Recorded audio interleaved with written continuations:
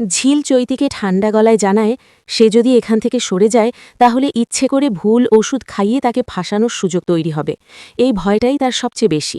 কথাটা শুনে চৈতি হঠাৎ ক্ষেপে উঠে বলে ঝিল তার সীমা ছাড়িয়ে যাচ্ছে। পাশ থেকে সাক্ষ্য পরিস্থিতি সামলাতে বলে এটা কোনো পারিবারিক নাটক নয়, জায়গাটা নার্সিংহোম, আর দাদুর শরীর ভালো নেই।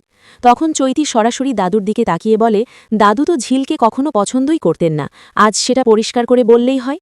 দাদু একটু থেমে বলেন ঝিল পাশে না থাকলে আজ তার কী হতো তিনি নিজেই জানেন না, বড় বিপদ থেকে বেঁচেছেন। সেই কথায় সাক্ষ্য চৈতিকে খেতে যেতে বলে। চৈতি জেদ করে বলে একা যাবে না। সাক্ষ্য হালকা হাসিতে জানায় স্ত্রী না খেলে তারও খাওয়া হয় না।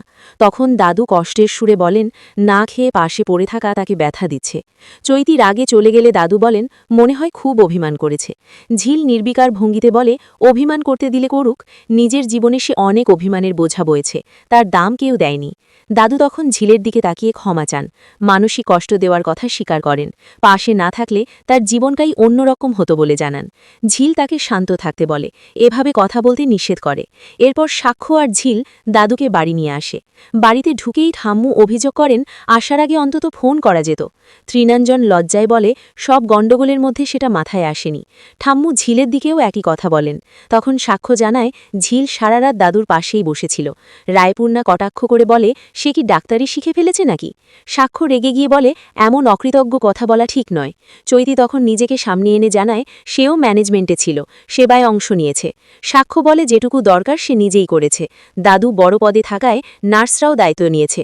তৃণাঞ্জন ঠান্ডা গলায় বলে পরিবারের সঙ্গে থেকেও সেবা করার সুযোগ চৈতি পায়নি। ঝিল তখন স্পষ্ট করে দেয় সুযোগটাই সে দেয়নি, সুযোগ দিলে ওষুধ খাওয়ানোর দায়িত্বও পেত। রায়পূর্ণা তাচ্ছিল্যে বলে ইংরেজিতে লেখা প্রেসক্রিপশন পড়ে ওষুধ মিলিয়ে খাওয়ানো কি এত সহজ।